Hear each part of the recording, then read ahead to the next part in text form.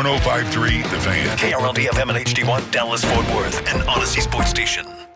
Driven by our D&M Leasing Studios, this is The Fan After Dark on 105.3 The Fan. Welcome in, DFW.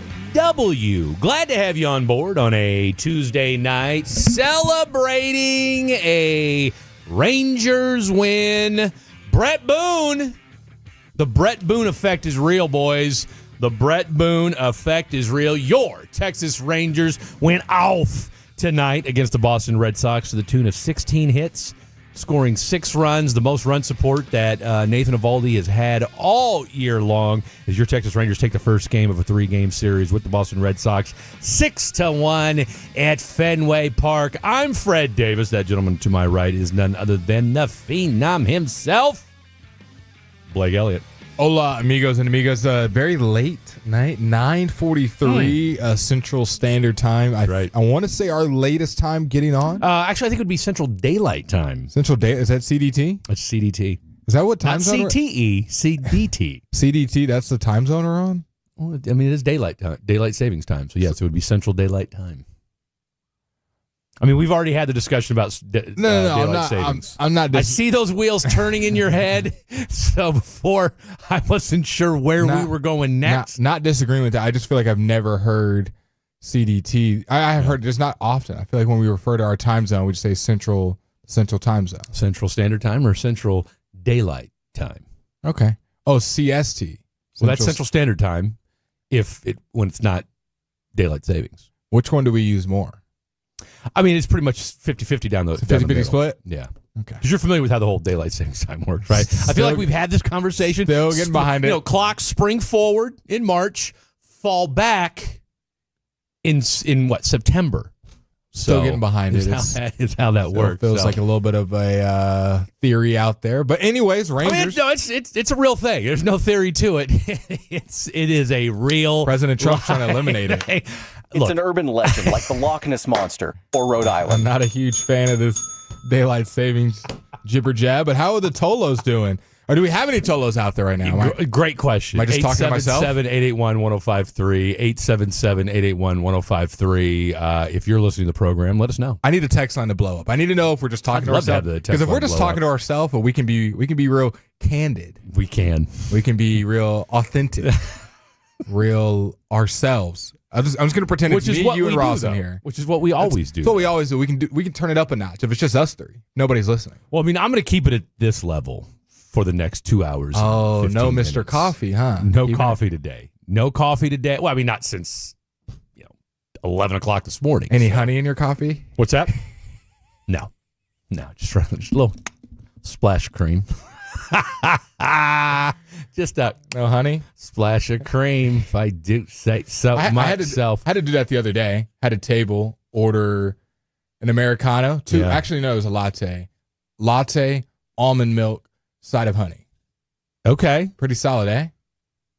I mean, you can't go wrong. Guy, girl, on a date. Yeah. 10:30. And this is not the old brunch spot. This is the I mean, Americanos, though. I mean, it was a latte. It was a latte. It was my fault. I said Americano. But even still, an Americano is just what? Espresso with a splash with hot water? Yeah, I was about to say, for the ignoramuses like myself, what are all these different coffees? And Americano, to me, an Americano's a waste. It's really the traditional. Just usually see older people usually. Man up and just drink the entire shot of espresso. Well, most people, all it is hot water, Ross, with an Americano. Latte is just espresso with milk. Thing of hot water. Cappuccino or frap. One of the cappuccinos is just more foam than cream. And I don't think your restaurant's selling fraps. We're not. I actually said frap. Frap is just a hunch. That's a frozen McDonald's situation. I was going to say. Okay, people, please, Blake, no candid pastry chef Eric. No. Really, coffee? Can you talk sports? Of course. No, we're getting ready to. Texas Rangers won tonight, 6-1.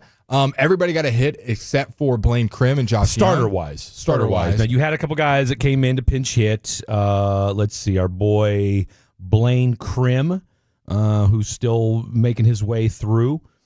He is still hitless in his big league. Now, I think he only had one at bat. You're right. He had 2 at bats. So my man, I think he's 0 for 4, 0 for 5, somewhere in there. Let's get a Blaine Krim so rally. far. So let's get some Blaine Krim loved up. But outside of that, just real quick, Josh Smith, after 4 hits the other night, he gets another 3 tonight. Okay, Josh Smith, back-to-back seasons, one of your most consistent hitters, man. Yeah, no, he absolutely is. I mean, he kind of fell off at the end of last year. I think he kind of got worn down a little bit. And plus, that was the most he'd ever played career-wise. But he's showing I need to be in the 1 through 9 at some point every game. That's what Bochy said. That's the reason why. I think that's the reason why they brought up Evan Carter. Yeah. Well, one of the reasons why is because they don't want to play. Because that conversation was maybe we play Josh Smith at center field so you can get his bat in the lineup every day. But Bochy's like, nah, you need guys like Josh Smith because he's played, I think, 7 of the 9 positions this year. Wow. Right? Played first today. Played first. I mean, I think he's played everything but catcher and I think pitch, right? So, I mean, that's what I'm saying. Like, a guy like Josh Smith is just so valuable to this baseball team. There's no way that you're going to pigeonhole. And God forbid somebody gets hurt, then maybe that. But outside of that, his utility goes without saying. All right. Wyatt Langford, he had a hit tonight. Corey Seager had a hit. Jock Peterson. Woo! Jock Peterson. Almost took 1 yard. My man went 2 for 3 tonight with a ribby. Is that his first ribby of the year? We'll check that here in just a second, but I feel like it might be. He lifts his batting average to a robust. You want to guess? 123. Since you like to play this game? Ooh, I like where your head's at. Ross Labinski, who we have not done a radio show with in probably 2 or 3 weeks. Shalom. I don't think it's been that long. I don't think it's been that long. I want to say like a week, right? Because we had talked about how long it was, but it wasn't. Bro, we were barely on a week ago. I was about to say, I think we did like a quick hit show a week or 2 ago. And before that, I think literally February. I was going to say, it's been about 2 or 3 weeks. So I was going to say, we've done like 1, maybe 2 shows with Ross in 2025. What's your Jock Peterson batting average guess? Second RBI in the year. And this is the guy who went like 0 for 40. Okay, I'm going to guess .092. I like where your head's at, but no, it is 114. That was his second ribby. 114. So he's got 2 ribbies on the year, 1 tonight. Meanwhile, Marcus Semien, 2 for 5 tonight. Adolis, who had that kind of weird little hitch in his giddy up, outrunning a single. I think I was in the 7th or 8th inning tonight. Kind of worried, a little worrisome there for a second. Everybody kind of paused. Bochy actually talked to him as he was coming off the field. Obviously, no big deal. I'm sure they'll check on it again. But Adolis goes 3 for 3 today with an RBI and a walk as well. And then rounding it out, Evan Carter goes 2 for 5 in his first. That's a W. I'm telling you what, in his first action with the big club today. And then, of course, my guy, Jonah Heim, 2 for 4 with an RBI as well as 1 strikeout. So your Texas Rangers, let the Brett Boone-ness begin. Yep. But Brett Boone, the effect is real, boys and girls. I got to give all the credit to you, Frederick Davis. You called for Donnie Ecker's job. I did not call for his job. I wish you guys would stop pigeonholing me and telling me that all I did was I wanted some accountability from Donnie Ecker. You knew something was about to come out. Donnie Ecker's released 2 days later. I'd love to have been able to say, hey, rumor has it that my man's on the way out and Brett Boone might be on the way in. I mean, I'd love to break that story. I would love to break that story, but I heard something today listening to G-Bag, because you know we like to Tolo here on Fan After Dark. But I was listening to G-Bag earlier today, and I think it was Gavin was talking about something he had read as far as... Yeah, Spittle was on G-Bag. But Dawson was saying how one of the issues with Donnie Ecker was, or maybe it was Broadus, whoever, but that his whole, he has like this biometrics approach Donnie Ecker did. And this like, you know, you're going to do the opposite of what the pitching, you know, like you're going to take all these different approaches to the pitching and what have you. And it just felt like, that's a lot. We're hitting a baseball, right? Like, look, I'm all for advanced analytics. I'm all for whatever extra resources you have. But sometimes it's just put the bat on the ball, okay? Like, sometimes it's just that simple. And it makes so much sense now. And again, we're one game into it. But now that we're starting to hear maybe what Donnie Ecker's approach was, it explains. I mean, guys did look like there was just some consternation. And the way they looked tonight. All right. I mean, it's not like Giolito is some, a journeyman that's just got called up from the minors. Okay. And is, some 35-year-old lifelong guy. I mean, he's a good pitcher. Right. So for them to come out tonight, And again, I don't know what, if any, effect Brett Boone has. We're just going to give him all the credit, though, for at least tonight. But I'll tell you what, I think Donnie Ecker being gone does. I think that, because I'm telling you right now, I think guys went to the plate tonight swinging free. Yeah, they did. Evan Carter getting called up. We saw him with confidence at the plate. I thought that was really important.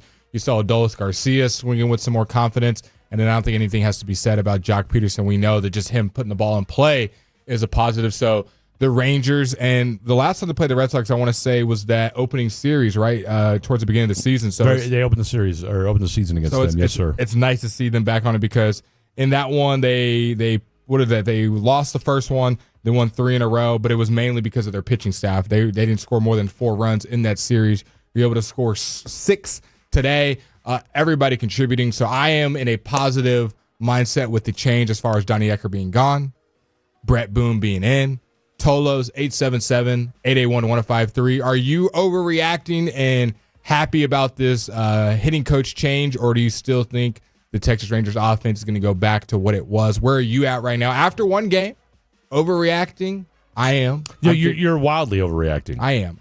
I'm not saying that they're going to score 6 every game, but I think they did. I'm on the same page as you of Donnie Ecker wasn't the voice they needed to hear. It wasn't helping them, obviously, and bringing in a new voice seems to be paying dividends, and we'll see if it continues. Obviously, after the series, we'll make a full assessment after a couple weeks and see where this team is at. But they were bottom 2 in every single hitting category in Major League Baseball, so the bar is pretty low. No, you got to believe that you can only get better from here. And the difference in where this team was at 2 years ago and what they've looked like last year and this year. Now, again, injuries have definitely played a factor in all that, but you got to feel good about what you saw tonight, because, again, and look, you and I talked about this last night. Hitting is so much mental. Baseball is such a mental. There's so much a mental aspect to hitting and what goes on, inside the batter's box. And so for these guys to go in there, and for everybody except for one starter to get a hit, says a lot. By the way, Giolito, this is only his second start of the year. I was concerned, okay, maybe he just hasn't had a very good year so far. Didn't have a bad start. Like I said, this is only his second start, but his first start against the Blue Jays, he gave you 6 innings, only gave up 3 runs, and had 7 Ks. Right? So like I said, it wasn't like Giolito is some, some geek off the street. Okay, he's a legit pitcher. So for them to get to him tonight, there's something to be said for that. Meanwhile, speaking of pitchers, getting to the other team, Nathan Eovaldi. Look, Nathan Eovaldi's going to do Nathan Eovaldi type things, and he did that exactly again tonight. 6 innings pitched, 5 hits, 1 run, 1 walk, 7 Ks on 90 pitches, bringing his ERA now down to 2.03. So right now, when you look at this baseball team and you look at this starting staff between Eovaldi, who's your ace, Malley, who's ace going up for a Cy Young, and Jacob deGrom, who's been an ace. All right, you got 3 dogs, and now tonight let's not just get too excited yet, or as in the Wolf. If everybody remembers my boy Winston Wolfe from Pulp Fiction, let's not start just yet. But you gotta like what you saw from your Texas Ranger offense tonight. Oh, no, totally. And I think one of the biggest things that I noticed, and the guys said this during the course of the game, but Nathan Eovaldi in 7 games, got 9 runs of offensive support. Like, that is crazy, especially when he's your ace. Wait a minute. He's already pitched 8. This is his 8th start of the year? I think so. That or this was his 7th. Because he's gotten so little run support. Well, I know he's got no little run support, but there's no way he's already pitched 8 games. Well, think about it. If he's our number 1, number 2. I'm about to show you. We've already had, I think, coming into this series, we had 5 straight series losses. So that's 5 series right there. If he pitches once every series, that's 5 starts. Granted, he's not going to pitch every single series, but even so, yeah. Check out the big brain on Ross. 8 games played. 1 complete game, 1 shutout, 48.2 innings. Is this? I didn't realize we are whipping through this baseball season. No, and that's something I've really enjoyed about this season, is that even with the just suboptimal offense we've gotten up to this point. Like, they've stayed competitive. They stayed in a lot of these Well, the games. pitching's kept you in it, right? The pitching's kept you in it. And so for the offense to be able to show up and show out like they did tonight, I don't want to overreact, but it is definitely a step in the right Let's direction. overreact. Let's overreact about the Rangers. We got the Stars on tomorrow, but the NBA playoffs have been crazy already. We just saw one of the craziest comebacks that we've seen in recent memory. We're going to break that down and more next on Fan After Dark. Lanny went to college and racked up huge debt.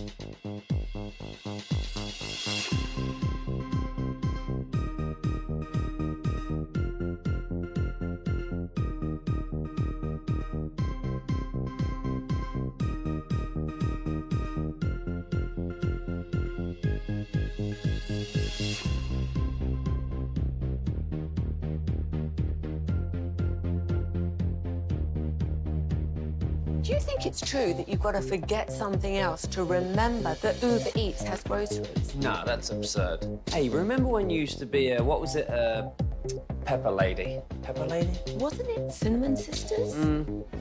Basil Babes. Saffron Squad? Nutmeg Maidens? Paprika? No, Nutmeg Maidens? I just said that.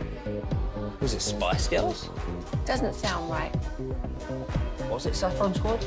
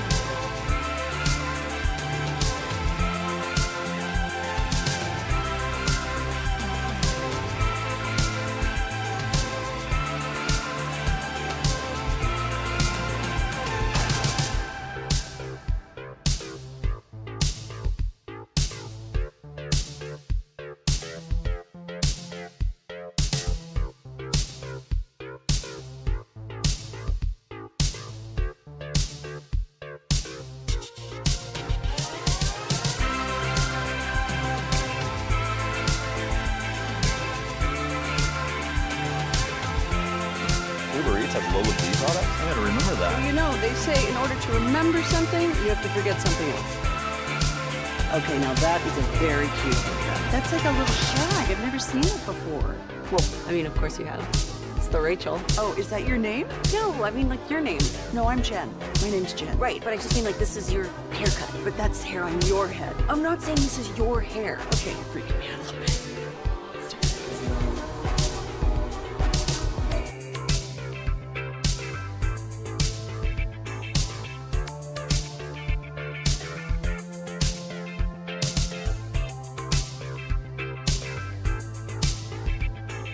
Guy. Alex Bregman from the Red Sox in third. I'll tell you what, it was funny seeing him in a Red Sox uniform today. It's weird. It really is, right? It's weird. It really is. Bobby Witt Jr. Had a walk-off today. He's in second from the Royals. And Aaron number Judge. one is Aaron Judge. Yeah, but he hit, what, his 12th home run today? Yeah, it's a lot. He's mashing. My vote would be Cal Raleigh because he has obliterated the Rangers this year. I think in one game that I worked when they were last playing each other, I want to say he hit a home run and a grand slam in the same game. Like, just crushed the Rangers. Yeah, no, he's having his way. Speaking of having their way, no Steph Curry, no problem for the Golden State Warriors. 2 nights removed from a Game 7 win over the Houston Rockets. The Timberwolves, obviously, less than a week removed from upsetting the Lakers in pretty dominant fashion. Right now, your Golden State Warriors, sans yeah, that's mine. right. Not mine. There's a handful. Okay. I mean, they beat maybe I'm Houston, not so- looking at you. Maybe I'm not looking at I think you. you looked. Well, then who are you talking to? The 3 or 4 Golden State fans that are listening right We now. got 0 Golden State Okay. fans. No, listening. there's I'm sure there's plenty of folks in Dallas that have migrated from California. I mean, in any I will event, say the fact that they beat Houston, maybe they are my team. well, They're doing the Lord's work. I'm telling you right now, What team they're- are we rooting for to win it all? Since the Lakers are out and the Mavs are out. I just hope everybody has fun. Can I read this score real quick, Nope. and then I'll finish with the next part? But the Golden State Warriors 55, Minnesota Timberwolves 35, 8:47 left to go in the third quarter. Steph Curry still not going to return. Hamstring still sprained. Still sprained. Anthony Edwards has made a bucket. I don't think so. They've only got 35 points. And the last I saw, it was DiVincenzo knocked down to 31. Anthony Edwards has 1 point. And we saw it was the free throw right before the half ended. So Anthony Edwards so far is 0 for 10 from the field. He's missed 3 threes. He's 1 for 2 from the free throw line. Has 8 rebounds and 2 assists, 1 turnover. Imagine he took his over. And is -8. So who's their leading scorer? Julius Randle with 10.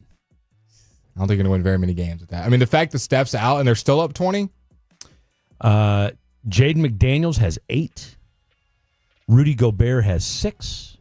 And Mike Conley has as many points as we do. Well, before we got on the air, there was the Cleveland Cavaliers, Indiana Pacers. What a finish. Cleveland is up 7 points with 40 seconds left, has the ball in their hands.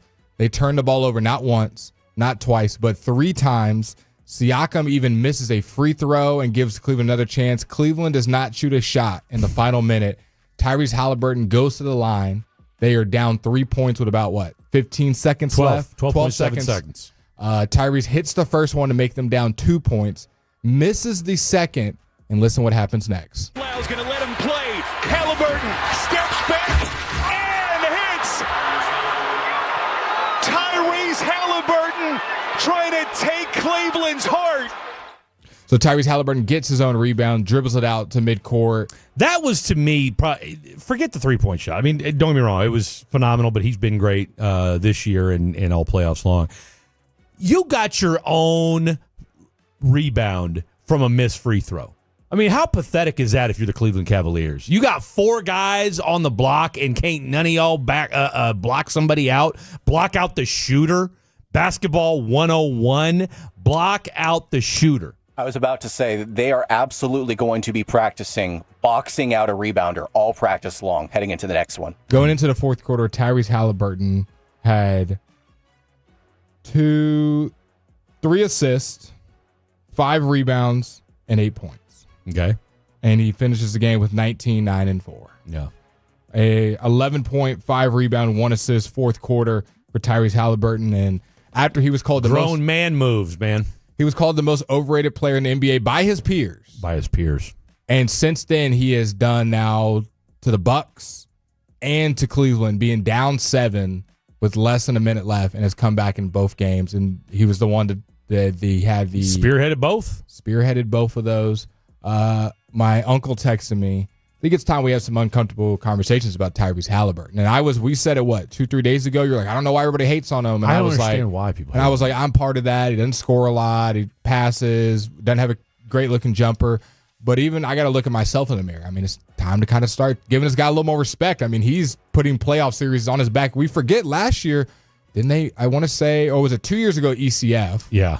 And then last year's second round, they haven't been a first round exit in a hot minute. Tyrese Halliburton, and I'll tell you what, I understand. Okay, so he gets added to the USA basketball team roster. Yeah. All right, which no slouch there. Doesn't play a whole lot, right? So I think that fed into this whole narrative of like, oh, well, see, he's not that good, and that's why. But yet, the thing about Tyrese Halliburton is that he, even though without, the memes and everything else that came out, here he is making jokes of his own meme, talking about, I'm the class project guy that I didn't do anything, but I still got the A on the, and holding up his gold medal and all that kind of stuff. I mean, I don't understand. Now, I wonder if it has to do with his dad, why he's voted on by his peers as. I didn't know his dad was as big of an influence until that game. I didn't either, but then I read an article where they said in NBA circles it's been discussed for a while. Maybe his dad's saying how good he is all the time. That his dad is a menace at games. But it's because it's in Indiana, nobody cares. Nobody cares. Right? And let's call it what it is. See, John Morant goes around, acting like he's some thug, even though he's not. Mm-hmm. All right? His dad's at the game. His dad acts a fool, but, you got Ja acting a fool. Why don't we love a guy like Tyrese Halliburton more? You know what I'm saying? Like, his dad's there, okay? He's out there doing his thing. Like, I would think that, and look, whether you're black, white, whatever, like, a father's son, like, why are we not celebrating that more? Why are we not giving him, and maybe it's because his dad's a jerk, but they said, hey, he's not going to the second round, and I think they said he's not going to any more playoff games, period, after what went down with him and Giannis at the very end. So either way, look, Halliburton's on his vengeful tour, and I'm here for it. Oh, that was 2024. They were in the Eastern Conference Finals. Yeah, against the Celtics. They got beat. They got swept. They beat the Knicks, that was the 7-game That's series. That's what it was. They beat the Knicks in the second round. And I want to say someone got hurt for the Knicks. Somebody did get hurt. Who was it? Brunson was there. It wasn't Brunson. Was it? They didn't have Cat. Yeah, who was? It was one of their. Was it Mitchell Robinson? I think it was Julius Randle. Was it OG? He's always hurt. No, they didn't get OG until this until mid. I don't know. I can't keep up with all of it. I don't know. We'll figure Somebody it out. got hurt. Either way. I feel like it's got to be Randall, because that would be. I think it was Julius Randle. Right? I think Julius Randle got hurt. Plus, it makes sense. Tracks. So what? Julius Randle getting hurt. Tyrese Halliburton, we gotta bump him up now, eh? Well, let's let this series again. Recency bias. Oh, he's doing it the whole playoff. I'm not. I mean, again, we're 2 games in. Mm-hmm. But I mean, what are we? I'm saying he's trending towards. I'm not saying put him top 5 now today. I'm just saying he's trending towards. He'd have to. You think they're going to win the series? Up 2-0, going back to Indy. I'll feel better after game 3. Of course, when they're up 3-0, then you'll make a. I'm just saying. Do you think they're going to win this series, Frederick? Of course, if they're up 3-0, everyone would feel pretty good they're going to win. Tom down the street would feel good they're going to win. No, I'm talking about more from the Click, because I'm curious to see what Cleveland does. Cleveland's probably going to blow them out game 3. Who comes back though?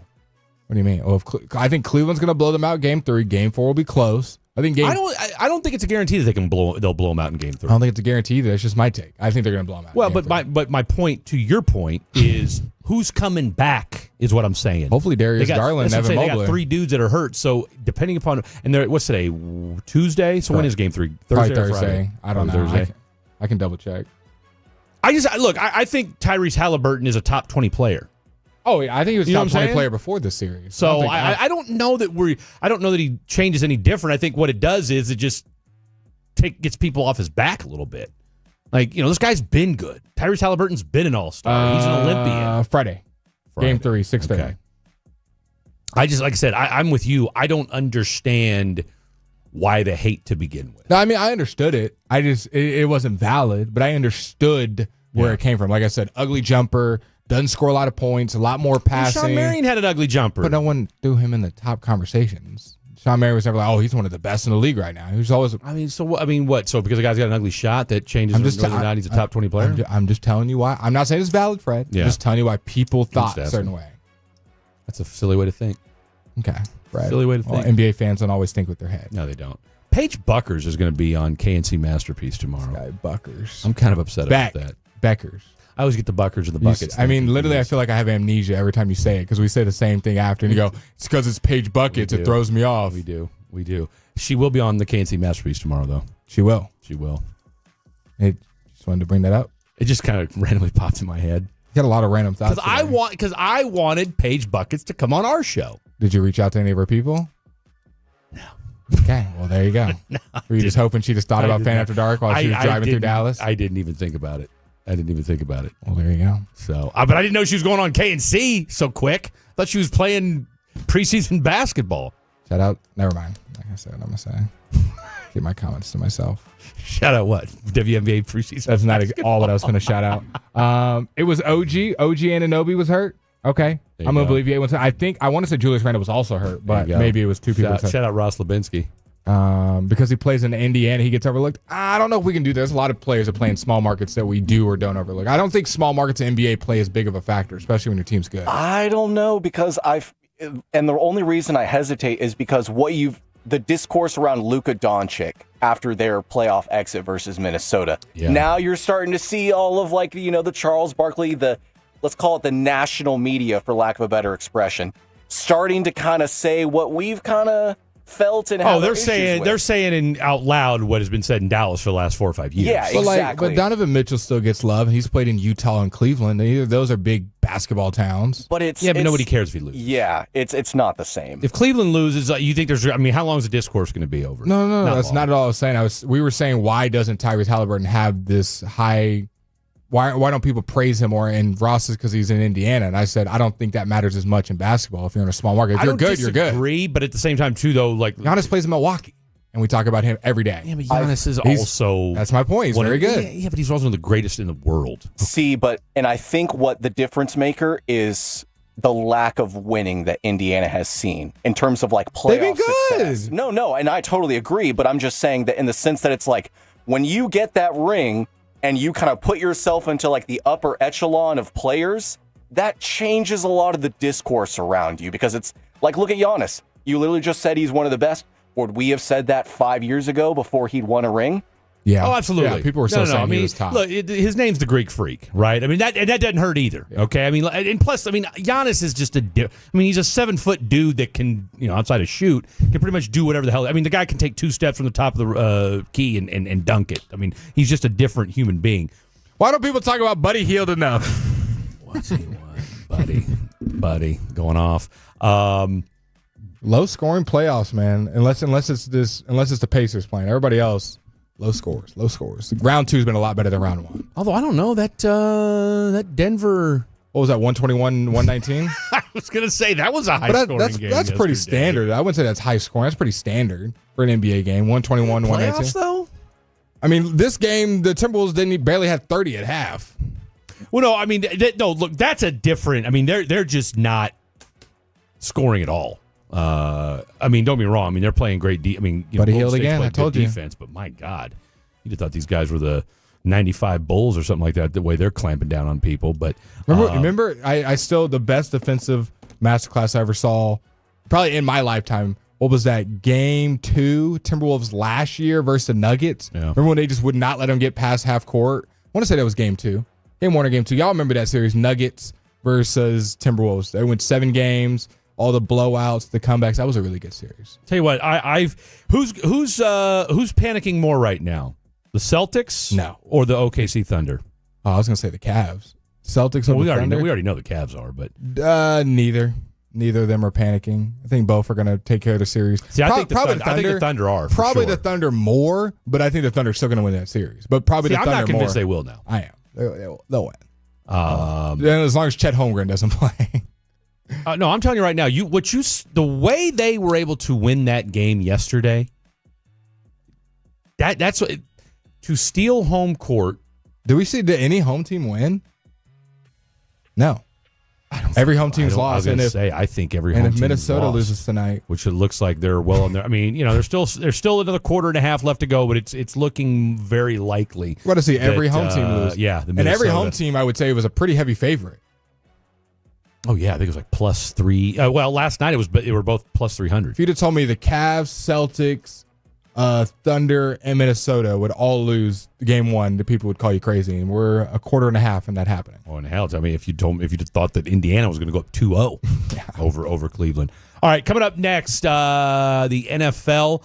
Now that we've had another week to kind of get further away from the draft grades continue to come out. And while it's not necessarily draft grades that we're excited about, it's still early. And plus, this was such a deep draft. But where are teams at after kind of now? Where's the rebuilding and what holes are still left to fill for certain teams? We'll take another look at some of the divisions across the NFL. A little Cowboy news as well. Don't go anywhere. This is the Fan After Dark.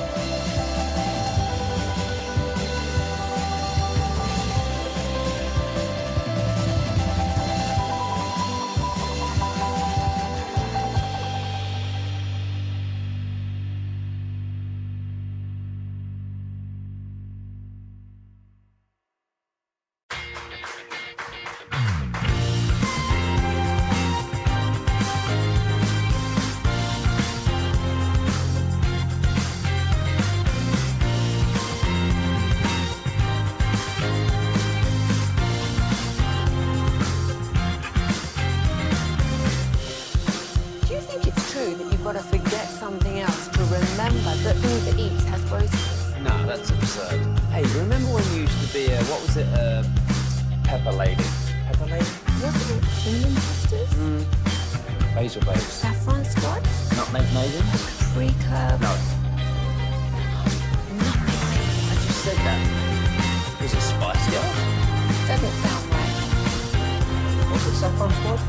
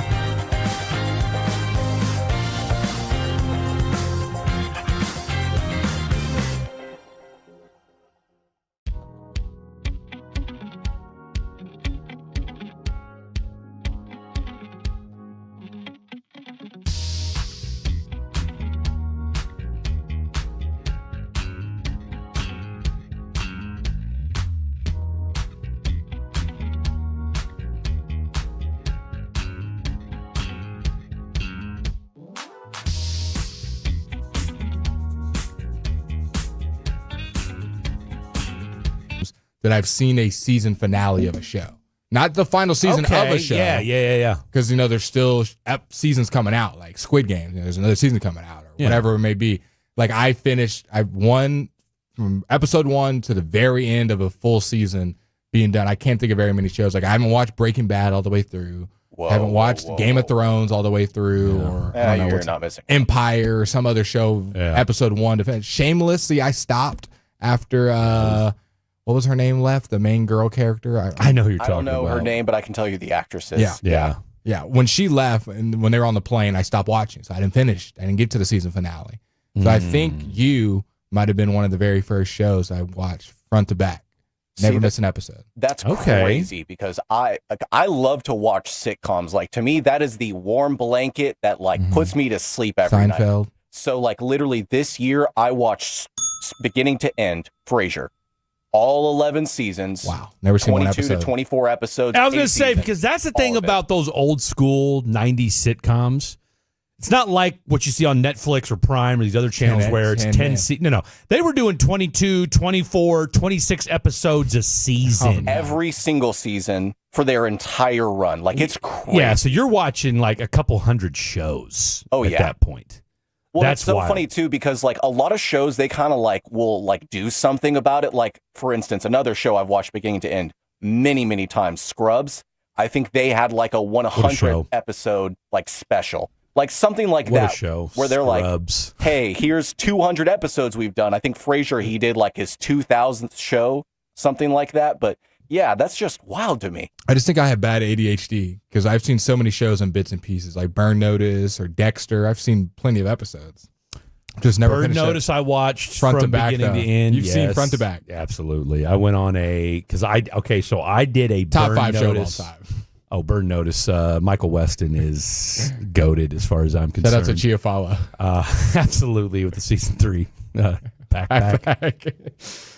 No, I watched. When did I watch? I watched that during COVID. Probably a great COVID watch. I would get up at 4 in the morning. Because we're not counting Tiger King, are we? What was that, one season? No, I mean, that's like a series. That's like a documentary series special. I'm not counting that as far as a show. Yeah. But I mean, what about dramas? I mean, I got to think that you. I mean, I don't know. You tell me. Shows like you that you've watched. Yeah. I got to believe that you've seen more shows like you where you've seen 4 or 5 seasons of it. I don't know. Because I feel like there's so many they keep coming out with more. Like that Secret Millionaire show I watched. Yeah. Traders. I've seen them, but I feel like they're going to keep coming out with more seasons. Yeah, I haven't seen the but finale. But those aren't scripted shows. Oh, yeah. Either. I mean, quote unquote, those are reality TV. Scripted, yeah. Dramas, I don't know. I'm just so amazed because I'm going to try and list all of the shows I've watched beginning to end this year alone. Letterkenny, I mentioned Frasier. I don't think I started it this year, but I definitely finished it this year.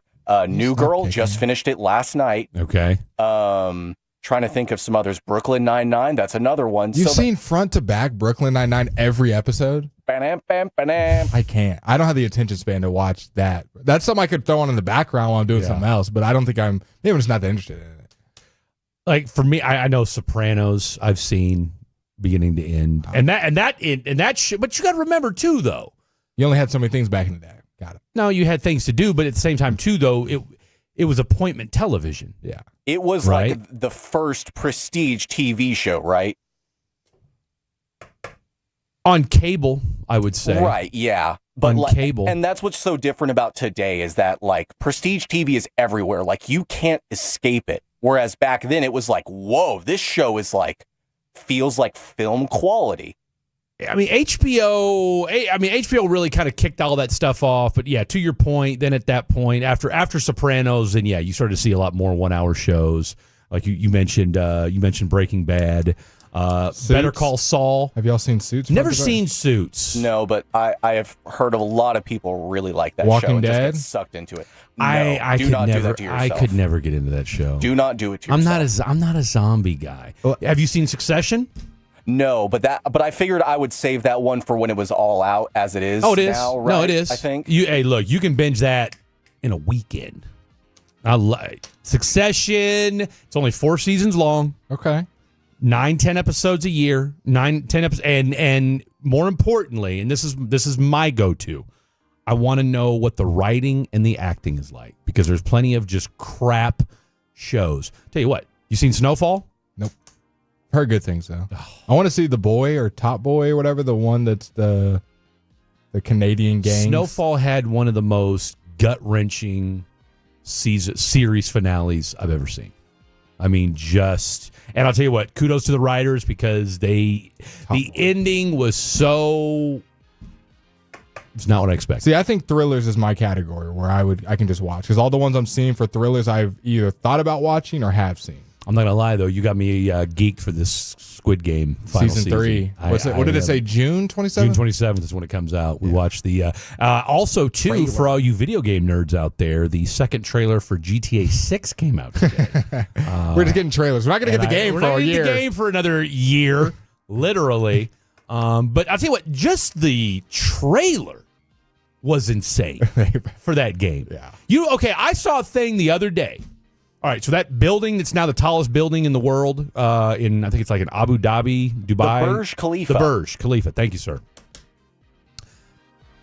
It has taken longer and been more expensive. Yep. Yeah. For GTA 6. For GTA 6 than the Burj.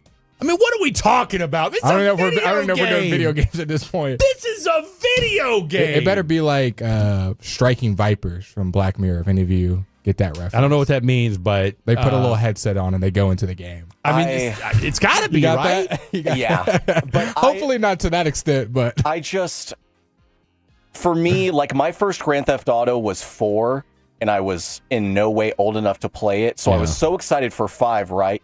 And it just didn't quite hit the same as 4. And I'm all but certain, and it really pains me to say this, there's no way it can live up to the hype, right? 12 years, like, how can it live up to those expectations? Hell, it'll be, 13 by the time it comes out? Exactly. Put us in the game, VR. Put us in the game. I want to be able to tap a button and I'm in GTA. I don't want a controller in my hand. I have a feeling the game's going to be insane. Oh, no, it's going to be insane, but can it live up to the hype is my question.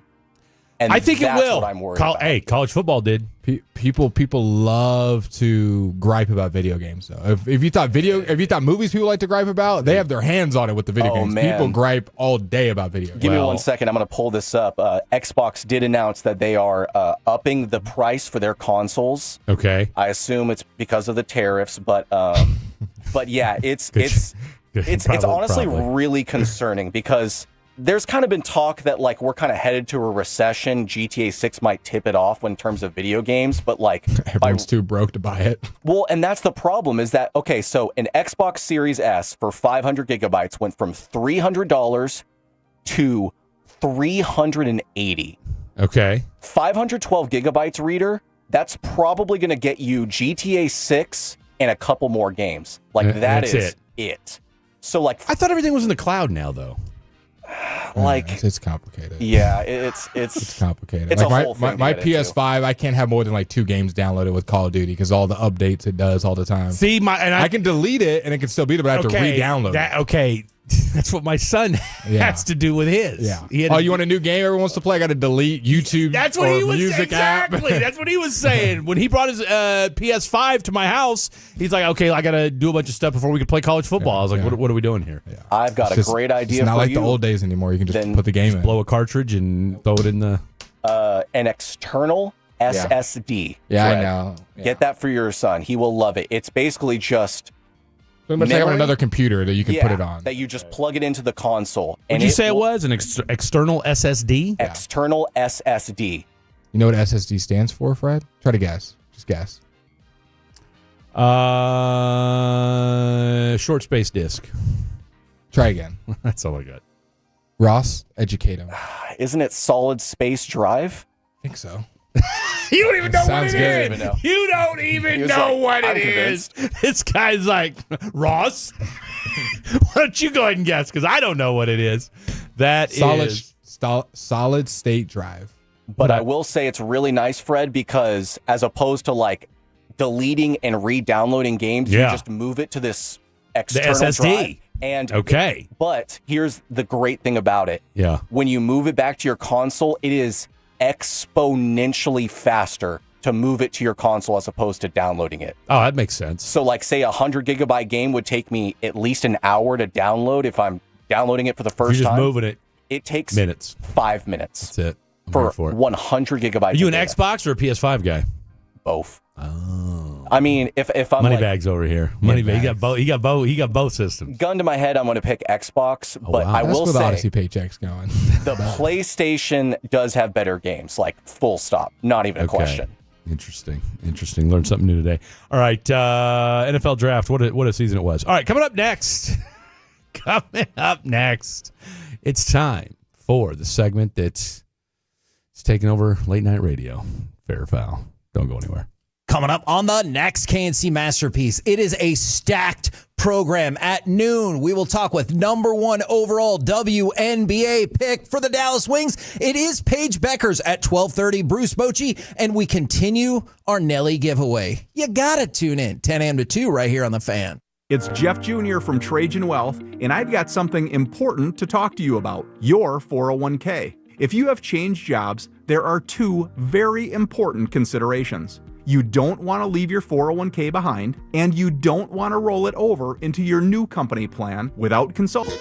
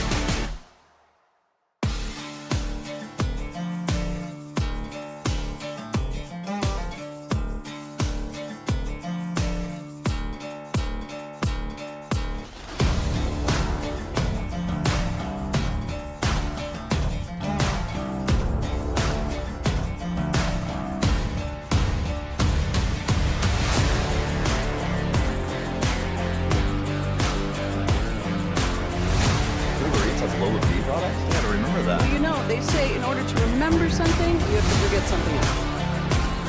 Okay, now that is a very cute haircut. That's like a little shag. I've never seen it before. Well, I mean, of course, it's the Rachel. Oh, is that your name? No, I mean, your name. No, I'm Jen. Your name's Jen. Right, but I just mean like this is your haircut. But that's hair on your hair. I'm not saying this is your hair. Okay.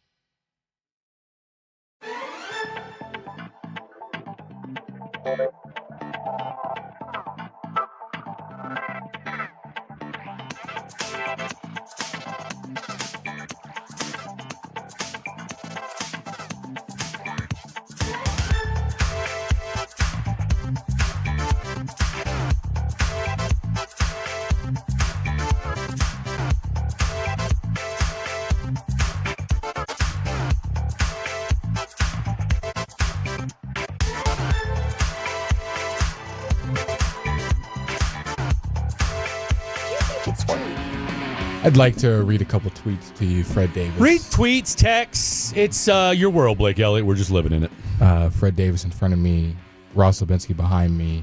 Listen to my voice, Blake. Playoff record when trailing by 7 points with less than a minute 30 left in the game. There's been 385 scenarios that's happened to, or excuse me, 387 scenarios that's happened where a team is down 7 with less than a minute 30 left in the game. Every team in the last 20 years is 1 in 384. So they've only won that game one time.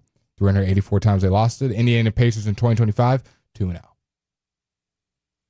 Wait a minute. They've by coming back twice? Yeah, the Bucks. That's how they beat them. Oh, Game that's 5. right. They did in overtime. That's right. They were down 7, weren't they? With actually 48 seconds left. So if they want to make the stadium better, it could be less than 50 seconds. That's absurd. So they've done it twice. What no team has only done one time in 385 tries. So I thought I'd give you that one. Another one that was going viral today. NBA Basketball Executive of the Year finalist came out today. The winner was Sam Presti. Next was Kobe Altman out of Cleveland, Detroit's GM. Why did Sam Presti get it? I'm just curious. What did he do this year? I mean, I get it. He's compiled the gazillion. Isaiah picks. Hartenstein, they're probably factoring into it. Not getting Alex Caruso, they're probably factoring into it. Not giving up any of your key players, and then continue to have your picks, I guess. Okay. Yeah. And Rob Pelinka, he gets one first place vote. I would think Kobe Altman would be more deserving this year. Out of Cleveland, he got second. He got 58 total points, and Sam Presti got 74 total points. I mean, this guy literally, now granted, don't get me wrong, Cleveland was good last year, but, I mean, you got rid of J.B. Bickerstaff, you bring in Kenny Atkinson, and you grab the number 1 seed. I mean, I thought that was pretty impressive. But Rob Pelinka gets 11 total points, and then Mavs fans were confused because Nico Harrison got 0 points. 0 points. First, second, or third. So Sam Quinn, friend of the program, and I responded to one of his tweets earlier today. So this is voted on by other GMs. Correct. Right? And he thought it was petty that Pelinka only got 11 points and wasn't higher up. Mm-hmm. And I said, so what are we, why? Because we're awarding him for being Nico's best friend and being, a BFF to his delusion? Like, what? I mean, what's petty about being pissed off that you just, because Nico's an idiot and you're his buddy, that's why you made the deal? Because, look, we saw the rest of the Lakers, okay? I mean, Pelinka's put that team together. Yeah. Were we blown away in the postseason? Nope. I know I wasn't, and I picked them sons of bitches to go to the championship. So, career playoff games under 4 field goals made. By the way, don't look now, but your Minnesota Timberwolves are now down 12 to Golden State with 8 minutes left to go. 85-73. Pat Spencer's bringing the ball. That tells me all I need to know right there. So I'd like to. If I'm Minnesota, what are we doing? We're at home. How are we not closer in this game? Has Ant scored in who are you worried about? Buddy Hield and frickin' Jimmy Butler? Come on, people. Anywho. Buddy Hield, 18. Butler, 15. Draymond, 18. Yeah. And for Minnesota, Anthony Edwards has 13 points now. Okay. He's getting there. Naz Reid leads him in scoring. Mike Conley. For as great, and I told you this during the break, for as hungry and as aggressive as this team was against the Lakers, they looked the complete opposite. And look, it wasn't like, I guess we're going to call foul on that, but it wasn't like Anthony Edwards wasn't saying all the right things going into this series. Anthony Edwards was pretty bad in that closeout game against the Lakers. Remember, he had he wasn't great. No, he wasn't great. Hell, they as a team, 3-point shooting wise, they were awful. It's a bad first series at Lakers Timberwolves. Neither team really played well. No, they didn't. But a lot of people are also looking at James Harden, who had another bad. Did we learn anything we didn't already know about James Harden? No, but I think he had a chance to rewrite history. Of maybe it was the circumstances. I'm a new player. We got Kawhi healthy. We're all healthy. I'm going to be different. This is now 4 teams he's lost a game 7 with. Yeah. We know how the numbers have dropped. He averages like 10 points less. His efficiency cuts in half. This tweet was going viral today. Career playoff games with under 4 field goals made. So in the playoffs, you make less than 4 shots. That's happened to KD twice. Yeah. In his playoff career. It's happened to Steph Curry 3 times in his playoff career. It's happened to LeBron 5 times in his playoff career. How many times do you think it's happened to James Harden where he's had less than 4 field goals made? 7. Let's go with 35. In the playoffs? 35 times he's had less than four shots made. 35 times? How many times was MJ on that list? MJ was not on this graphic. Next one. Career playoff games with 35 times in James Harden's career? He's in a playoff series? A playoff game. 35 games. Now, I wonder. A lot of free throws. So he might make 3 shots and have a bunch of free throws or not make 3 shots. Well, and you figure, too, because he played, 4 seasons with Oklahoma before he went to the Rockets? Mm-hmm.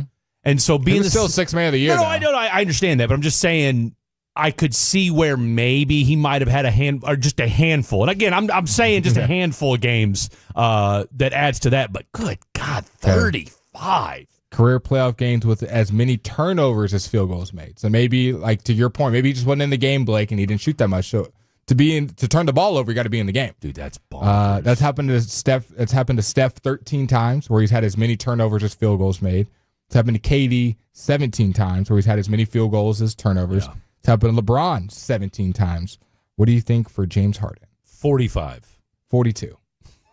42 times he's had as many turnovers as he did field goals made. This is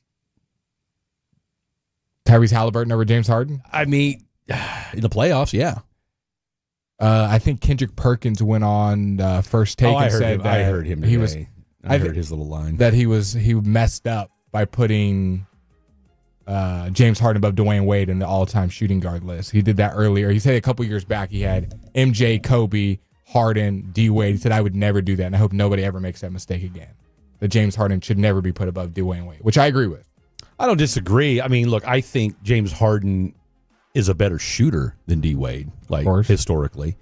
But James Harden will be is probably one of the greatest regular season versus playoff anomalies we'll ever see.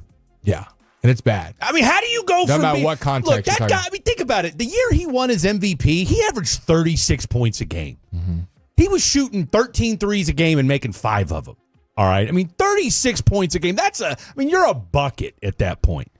And yet, then to your point, then you go to the playoffs and absolutely just crap the bed. Every game 7. I mean, especially because that's your time to shine, man. It's weird. It's not like he's a player that we've seen him even in regular season moments. It's literally just the playoffs. Just the playoffs. Because he got no problem chucking up shots in the regular season. But once those games count. What was it, that game 7? He didn't even shoot a shot. It's like a minute in the first quarter. Had like 3 or 4 points. This is Spurs. I'll never forget that because that was in the 2010s. And I remember he gets not aggressive, man. It's not it's not like he's chucking up 40 shots and just. I mean, every once in a while he has done that, but for the most part, his aggressiveness goes down in those games. Which is crazy too, because last year he had a decent game with the Sixers. Yeah. Right, or 2 years ago, he had a decent run there where you thought, okay, James Harden, and he had a couple. As a matter of fact, I saw where he did have a 32-point game once with the Rockets way back when. I think it was in 2018. But to your point, more recently, I mean, no one remembers that. You're going to remember, and again, it's because he doesn't have enough pelts on the wall postseason wise. And here's the thing. All he had to do was be the number 2 guy. Like, it's not like you were the lead dog. All you got to do is play off of 3 other people and do your thing. Someone said Tyrese Halliburton. That's crazy. Tyrese Halliburton's dad probably just body slammed his mom through the coffee table at the house since they're not allowed at the games. Mr. Halliburton didn't strike me as a domestic abuser. Steph Curry was diagnosed with a hamstring strain earlier in this game. He will not return. The Twitter doctors are on it. Dr. Evan Jeffries. What's the return look like? Typical timeline of healing is not good. Grade 1, best case scenario, 7 to 10 days. Grade 2, 3 to 6 weeks. Well, you better hope that's a grade 1. I mean, grade 1, you're still, what is that? That takes you out for the first 3 games? Yeah. No, he probably won't be back until game 5. Whew. Which, from what it looks like, you should still be okay. Yeah. This series could be tied at 2 apiece. So if you told me, hey, we're tied at 2 and we get Steph back, We'll take that. And last one to get you out of here with this one. The 2024 NBA Conference semifinalist was Boston, Cleveland, Pacers, Knicks, Denver, Oklahoma City, Minnesota, Dallas Mavericks. 2025, Boston, Cleveland, Pacers, Knicks, Denver, Oklahoma City, Minnesota Timberwolves. 7 of 7. Same teams as last year. Only difference, no Mavs replaced this year with the Warriors. That hurts. That hurts. Everything else is the exact same. Not a big shock there, though, to say the least. All right, final hour of the show coming up next. Top 5 at 11:20. We're going to do top 5 series finales of all time. So however you feel about whatever show you're thinking of. We'll read some of your text messages and more next. Don't go anywhere. He's Ross. That's Blake. I'm Fred. This is the Fan After Dark. Time to put the kiddos down and... Remember that Uber Eats has roast. No, that's absurd. Hey, remember when you used to be what was it, Pepper Lady? Pepper Lady? Wasn't it Cinnamon Sisters? Basil Lady. Sapphire Squad? Nutmeg Maidens? Paprika? No. Nutmeg Maidens. I just said that. Was it Spice Girls? Doesn't sound right. Was it Saffron Squad?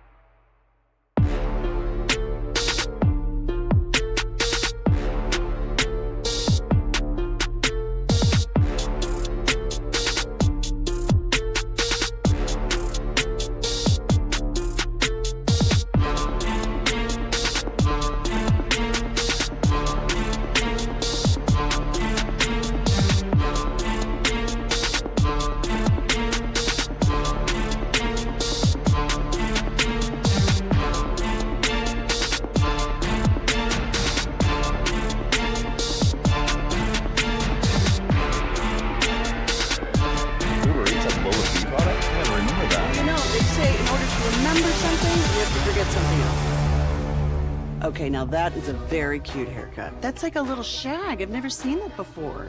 Well, I mean, of course you have.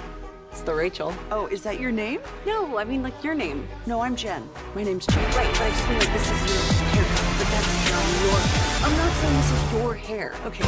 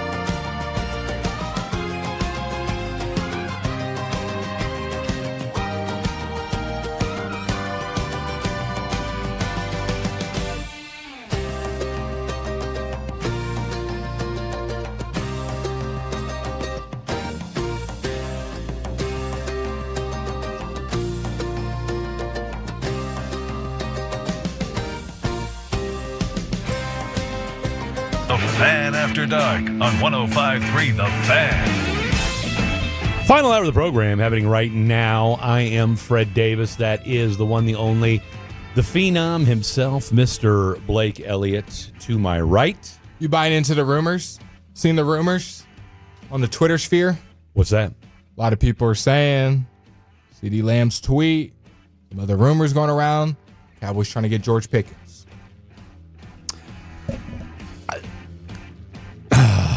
And the rumor is for a 4th and a 6th. It's very much a rumor. No Cowboys reporters have come out and added any fire to this. If anything, Nick Harris and Clarence Hill said it's not true. Yeah. All I'm saying is a bunch of rumors going on right now. My only pushback on it is the George Pickens contract issue. So I'm looking at because I want to say he's going into year 5, correct? He will be a free agent in 2026. He's finished 3 seasons. He's going into year 4. He was in the 2022 draft, 52nd overall, and he was on. So he's still on his rookie deal. Has Pittsburgh picked up his 5th-year option? They should, right? I'm not seeing that they have. He signed a 4-year contract with the Steelers worth $6 million. Oh, he wasn't a first-round pick then, was he? 2nd-round pick. Oh, that's why. Okay, that makes all the sense. 52nd overall. Okay, so yeah, so that's why there's no 5th-year option, because he wasn't a first-round pick. So,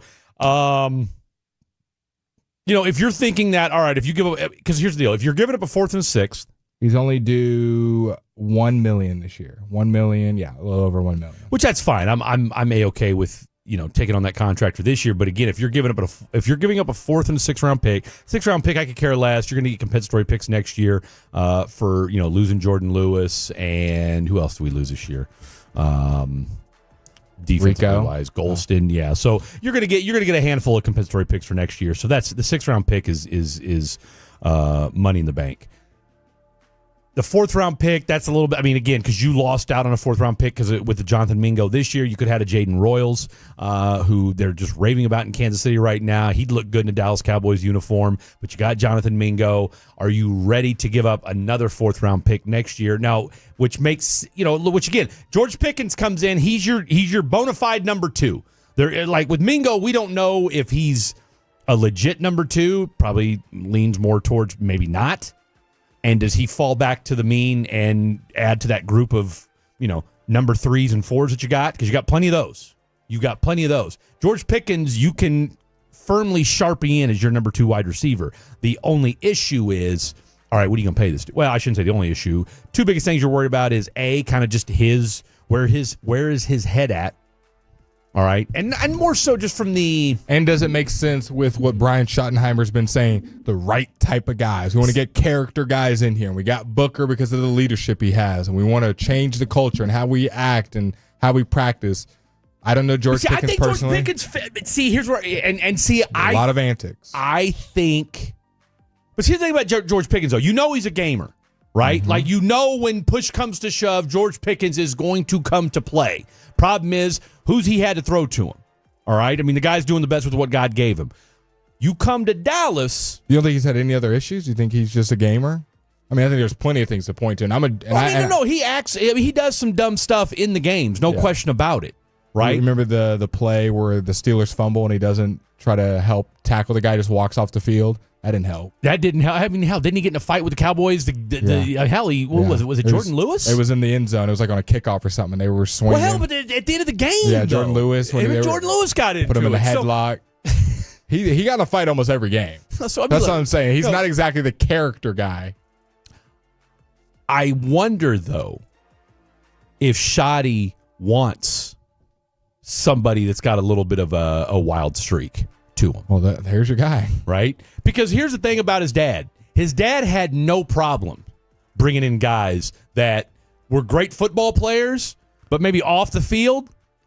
I mean, he had Bam Morris and Tamarick Vanover, who went on to be arrested and do prison time. I'm not buying into this rumor. It just doesn't match with Brian Schottenheimer. I don't think they would do it. It just doesn't add up to anything they've done. They have gone away from. They've only got high character guys. It's been every draft pick, every free agent. Yeah. The whole DeMarcus Lawrence stuff. They've made it very clear. We want to build a culture, do this. So if you bring in George Pickens, who's probably the most diva-like get in trouble as a receiver. I just think he's crazy. He's like. But would you not agree, out of all the receivers in football, he's probably the guy who's had the most attention, not about his football, just about what he does, his antics on the field, on the sidelines. Probably no other receiver that got in like that. DK Metcalf, his teammate. I mean, it's kind of minor, though, at the end of the day. Oh, gosh. Now this guy. I mean, just bring him in. Bring in Isaiah Bond while you're at it. No, I don't want any part of Isaiah Bond. I've already made it clear I want no part of Isaiah Bond. I've been very clear about that. I worry more about with George Pickens, the contract. The contract. That's it. And, maybe you get him on the cheap. Because here's the thing you're going to get with George Pickens going into next year if you were to bring him in. All right? And look, I'm not saying I'm with you. I'm not saying that go get him. But, again, if you get him for a 4th and 6, I'm willing to kick the tires on it. Would we release a receiver if they do that? I mean, you got so many receivers at that point. Who are we holding on to? Jalen Brooks? Who are we releasing? Ryan Flournoy? I mean, what are we doing? We're going CD and George. Hold on. Turpin. You trying to look at you don't remember the depth chart? I'm just seeing if there's anybody else. No, it's CD and George on your outsides.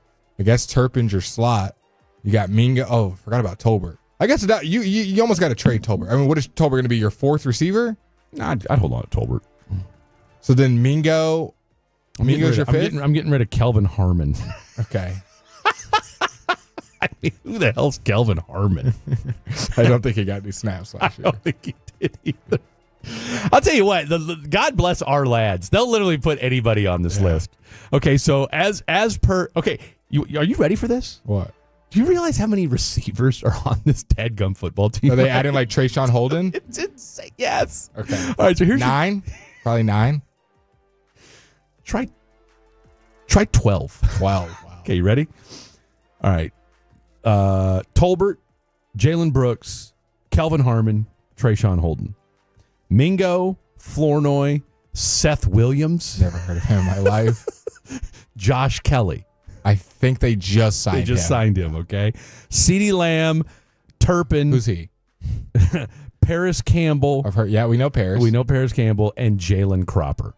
Jalen Cropper was a legend last year in the offseason, in the OTAs and training camp. Never heard of him again. If you put all of those wide receivers in like a van together and have Steve Martin drive, that's literally cheaper by the dozen. What was the other guy, Jalen Cropper, and like Billy Ray or something that was an offseason hero last year? White Shoes Johnson or something like that. We thought he might make the team. Okay, so who's getting cut? We got to cut. If we're only keeping 6, and we got George Pickens. I mean, if I'm looking at that list of wide receivers, I mean, you got to go get somebody. You have to get somebody. Okay, so George, CD, who's the other 4? We'll say you think Mingo's going to make the roster, and Turpin, 2nd round tender. Yeah, Turpin's got to make it. Right? So that's 4. 3. And like I said, Turpin to me is less of a every down receiver. And I think they said they're going to do that, though. I think they said they're going to implement him. That's why they gave him the 2nd round tender. I don't think they want to make him a gadget guy anymore. I think if you run 3 receiver sets, I think he's going to be out there. Currently constructed. For now. Currently. If Kevontae Turpin's your number 3 wide receiver, you're in a world of hurt. I'm pretty confident you're in a world of hurt. I'm sorry. I like Kevontae Turpin, but I like him in spurts. We've only seen him in spurts. What if he's nice? What if he's Tyreek Hill? He's not. We don't know. No, we do know. We don't. We did. No. Did you see him run that slant route? Yeah, exactly. The best One slant time, we've ever seen. The greatest slant in the history of Dallas Cowboys. Trust me. You and I have both seen Kevontae Turpin, all right, in person. All right. Kevontae Turpin is not an every down receiver. He's just not. I'm going to wait and see. Be optimistic. I'm with you. Look. Same way you feel about Javonte, I feel about Kevontae. You know what? I respect that. I respect that. Okay. You know what? Because you and I are going to adopt a different player from each position group. Am I adopting Kevontae? Kevontae's on your. Anybody else? What's that? I'll do Kevontae. We're both on Mingo. Oh, but look, Mingo is that we established that last season. So that's a given. That's a given. Kevontae, and he's making the roster. Kevontae is mine. I will say this in the back of your head. Did they just score again? Man, Edmonton is good. In the back of my head, I'm waiting for Jalen Brooks. I said this last year, and he was horrific. Yeah, but Jalen Brooks will make the roster. So who's the other 2 guys that you say are going to make it? Well, you figured they're going to trade for somebody, right? I mean, they have to. We just said in the situation they get George. You got George and CD. You got Turpin and Mingo. Those are 4 guys that are probably say. You think they're rolling with 6 receivers or 7? They'll go 6. They'll go 6. So what's the last 2 guys getting it? Tolbert, Tolbert. That's 5. And then I would say after that, I would say it's a fight between Brooks and Flournoy. For the 6th spot? Yeah. Maybe they run 7. No. You don't need 7 at that point. Yeah. Because you're going to need, you're not going to do 7 because you're going to carry 4 tight ends probably. Yeah, you probably are. Because you know they're going to run a lot of 2 tight end sets and next they like year. Spanford. They love Spanford. Spanford, I saw Princeton somebody tweet out the other day that's one of their, and I don't remember who the dude that was. I think it was somebody in the Cowboy media. They had Spanford as one of their breakout candidates for 2025. I'm telling you right now, I think he's a big dude. That tight, he's definitely the biggest tight end on the roster. It's huge. He's like 6'8". I'm telling you, he's like a Persian king. Yeah. They just score again. Oh my gosh. Yeah, they're going ham over there. Oh well. Oh yeah. Oh good. They just scored again. You know, I mean, look, it may be one of those situations where it doesn't matter if the Stars beat Winnipeg. I don't know that you're going to stop Edmonton. Look at that kid. He's loving. Was he a Knights fan or was he an Edmonton fan? Edmonton. Oh, he's loving life right now. That kid doesn't know any better. Imagine being just like a small child. I tell you what, children that are growing up and you're a fan of a team that's got like a generational talent. Oh my God! All the poor kids that were Luka fans growing up, and now all of a sudden you're like, oh, I guess I can get an Anthony Davis jersey. So yeah, that would be my guess. So who's getting cut in that situation? The names that we actually care about. I mean, you're gonna get. I mean, everybody. I mean, well, I'll tell you who from like the group, the box I'm looking at. These 6 players. Gone. Okay, Kelvin Harmon gone. Trayshawn. Well, they'll probably be on the practice squad. I was gonna say you're gonna throw a few of them cats on practice squad. Seth Williams, Josh Kelly, Cropper, and Paris Campbell. Yeah, you'll take 3 of them. Paris Campbell will probably get cut. Yeah, you'll take 2 or 3 of them, put them on the practice squad. The other guys, it's been real. We'll see in the UFL next year. So Flournoy in our hypothetical situation is fighting for that last spot with Jalen Brooks. But currently constructed, they're both on because we don't have George Pickens. You think that they would be safe? Right now, as it stands, they've got if the season were to start today, the way this looks, they'd have Lamb, Mingo, and Tolbert as your starting 3 wide receivers with Turpin, which that makes sense to me. But I mean, as far as from a football perspective, you know what you got in Jalen Tolbert. I mean, if you get another wide receiver, you no longer need Jalen Tolbert, I think. Well, here's the thing: you just feel a lot better about him in that 3 spot. See, I'd rather have Turpin. If I get a guy, I'd rather have Turpin be my 3 and a speedster and a different body type. I don't need Tolbert. I guess my thing is I don't really see a role for Tolbert. It's more so what I'm getting at. Tolbert. I mean, you act like Tolbert didn't catch any balls last year. In my head, he didn't. Remember that one time I walked away and I said how bad he was and got a touchdown at the game? Touchdown right after that. Look, I don't know if he pulled a Pac-Man Jones and started rubbing up on your girl the way Pac-Man did to Lucius's girl. Did you hear about that? No, it didn't happen to me. I just don't see the role. He's like he's a 3 or 4. That's his role. You could do a lot worse at 3 or 4 than Jalen Tolbert. I want him to be my 4, not my 3. We'll take it. All right. I'm good with Jalen Tolbert on this team in a 3 or 4 spot. And maybe he rises to the occasion because after this year, he doesn't ball, then you know what you got with him, right? Mingo, again, is the great. That's the thing about this roster that is so. Who's going to stay a 4? Who's going to be a 3? Yeah. We've got a bunch of 4s. I don't even think we have a bunch of 3s. Because I'm okay with, to your point, if you go out and if you go get a George Pickens. Or similar type player. Somebody like that, you put him in that 2 spot. I'm good with a committee at 3. Yeah. At that point, you do have a committee. And plus, on the flip side of that, like, don't we both expect our tight ends to make a leap this year? Jake Ferguson's supposed to be somebody. I mean, that's the guy that forget Jalen. Jalen Tolbert is what he is. Yeah. You let all these tight ends usurp you. Trey McBride, Knox, Laporta, Brock Bowers. Well, Dalton Knox is not better than Jake Ferguson. I have no problem. Kincaid. Dalton Kincaid is who you're thinking of, yeah. Which, by the way, Dalton Kincaid wasn't great. He wasn't great, but he was better than Ferguson. Trust me, I had him on fantasy. The difference was not as pronounced. And I'll tell you what, I'll give Ferguson, and you know how I feel about my boy Jake. Yeah. I'm going to give him more of a benefit of the doubt. No quarterback. I mean, Cooper Rush was throwing to CeeDee Lamb and then Jalen Tolbert. I mean, that's about all he threw to last year, and then Scooney every now and again, and that was about it. So, all right, coming up next, in honor of Blake Elliott watching the finale of the U Show, top 5 series finales of all time, according to us. Don't go anywhere. 30 straight minutes without interruption.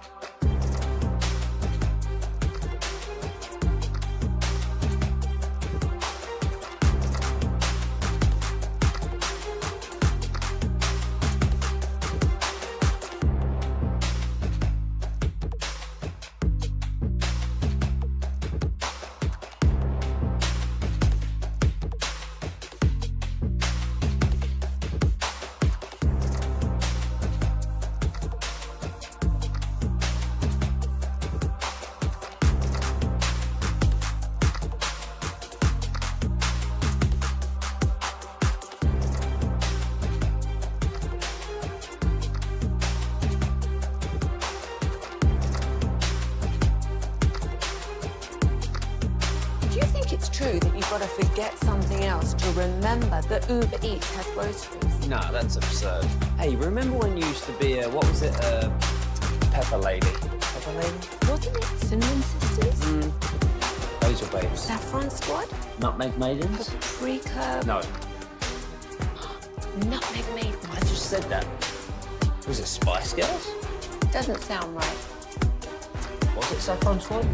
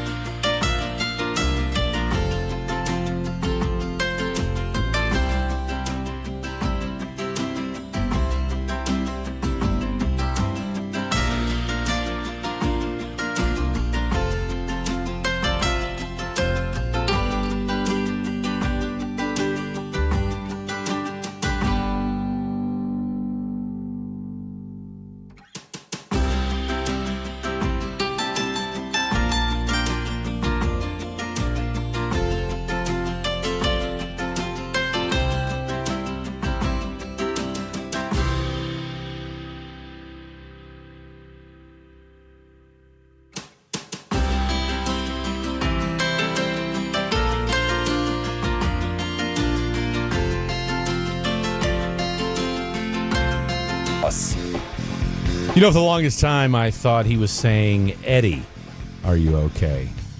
But it's Annie, are you okay? And Frank? No, she was not part of the Smooth Criminal. I don't know half the stuff that I say. I'm here for it. I'm here for it. I don't even know if I'm quite sure I know who Anne Frank is. Heard of her name before. Blind, right? I think. 877-881. And if you're listening, let us know. Right, Ross? Y'all are joking, right? I'm not. I know the name. Like I know. I always get Anne Frank and Helen Keller confused. Yes. Yes. I'm in the same boat. Okay. Okay, what's the difference? Educate us, Ross. Guys, Helen Keller. Well, Helen Keller Blind. was hiding hiding from the Nazis, Yeah. correct? The exact opposite. Okay. The exact opposite. Wait, what do you mean? Where are we messing up? And Frank was hiding from the Nazis. So to answer your question, Annie, are you okay? The answer is definitively no. What? Annie, are you okay? Annie is not okay. She dead? What'd she die from? Educate us, Ross. I'm going to Google it. So either you tell us or I'm Googling it. Okay, One so of the two. Helen Keller was in the attic. No. We No. 0 for 2. No. Anne Frank was in the attic, and she did not make it through the duration of World War Okay, II. so Anne Frank died in a concentration camp. Yes. Why Anne do Frank- we know her name though? What's her story other than just passing away? Because she basically just like logged in her diary her time. That's what it was. And that was hiding it. away. She was the only person to log. Well, But she wasn't very old. She was a No. kid. yeah, Okay, and that's like the okay. thing. And like her dad I'm learning. survived, I'm and learning. he went on to get her diary published as to why we all read the Diary of Anne Frank. Or The maybe not Diary all. of Anne Frank. Okay, That's so other than right. her being Okay. young and passing away in a concentration camp, did she have any attribute that was like was she blind or couldn't talk or No, I mean, She was regular. I'm just asking. I'm just She asking. was a regular person outside of that. I'm just asking. I'm trying to get information. Just one of 6 million outside people. of being a child that survived, that died in a concentration camp, was there anything else about her that stood out outside of this diary that she That's wrote? not what I'm trying to say. You're that was the vibe I was you're getting. misconstruing my words. So Helen Just an Keller. autobiography, huh? That's all she did? Okay, fair enough. I really wish G Bag of the Day could just use 5-minute clips because wow, guys. So Helen Keller was the one that was blind and couldn't write. I thought She had she was, two- it I was thought two she was things. blind and couldn't see, or blind and couldn't hear. Blind and couldn't see. Double there for Frederick. As opposed to blind and can see. As opposed to being blind and could see. Listeners, if you couldn't tell, we don't normally do this show at this hour, so we're kind of No, we really coming off don't. the rails here. We're running a on little bit. fumes right We're here. usually off. This is our off-air conversations that we're just having on air with you guys. Look, it's easy to conflate Anne and Helen. Okay, That so night. she was blind and she was deaf, correct? Let's find out. No one's answering me. I know she was blind. Let's see. What else was she? Let's see. Well, she was a disability rights advocate. Yeah, lost her sight and her hearing. I couldn't remember. There you go. And Yeah. then she also wrote journals, or do we just? Well, how do we know? How do we get her story? It was just a random blind and deaf person that we. I'm not trying to be disrespectful. I'm really trying to learn. Like how do we get to the Helen Keller lore?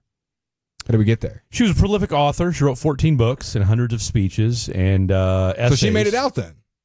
Yeah, no, she was here in America. So that's the thing. Anne Frank was over in Germany, Okay, right? Nazi heard. Germany. Okay. Helen Keller. Helen Keller. Southlake. Roll Tide. Born in Alabama. Well, so then how do we? Roll Tide. What's her? She was just blind and couldn't hear, and she wrote books. That was it. Nothing relating to wars or anything. Didn't even have a Facebook page. I mean, what are we talking about here? This is what we're getting excited about. Let's see. What was her claim to fame? Oh, her autobiography, The Story of My Life. Publicized her education and life with, I guess, her husband. Well, but she's talking about, I mean, she was talking about disabilities before it was a thing to do. Okay. And she had, And who better to do it than somebody that's both blind and deaf? Okay. I mean, if that doesn't stamp you as, hey, I walk the walk and talk the talk. Bad choice of words. I mean, she didn't say she couldn't walk and talk. She couldn't see and hear. It's two totally different things. That's what makes it even more impressive. Okay? I think Helen Keller could beat you in a fight. No. I wouldn't fight Helen Keller. Let's get that out of the way. What if she said something disparaging to you? I don't think she would. First of all, she campaigned for those with disabilities, women's suffrage, labor rights, and for world peace. We should get Helen Keller tattoos. She wasn't fighting me. We should get Helen Keller tattoos. I don't know that I want to emblazon her name on my body, but I didn't say her name. But I'll tell you what, a tattoo that represents her. I don't know. What are we doing? I don't know. We're learning about her. I mean, and I'll tell you what, I do appreciate the fact that that's one of those names where it's like, but it's like, God, I can't quite. I think there was a movie about it that I watched when I was young. I can almost guarantee you there was a movie made. Yeah, I want to say it was a pretty good movie too. But I just didn't know if that was connected to the war or this is just a random girl who's living in Alabama, I guess. Her birthplace has been designated and preserved as a National Historic Landmark.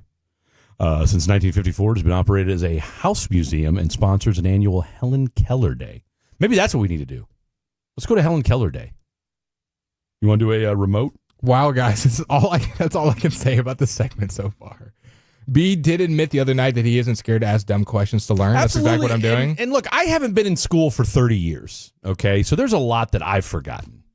So, I appreciate Blake bringing these things up so we can kind of refresh, day-to-day educational stuff. Someone said, guys, think about it. How impressive is it that she learned how to write and read Braille even though she couldn't see or hear? I love it. I think it's fantastic. She wrote too. How did she even know what Braille was? Like, was someone... maybe you watched the movie again. I don't know. How was that introduced to her? I wasn't there.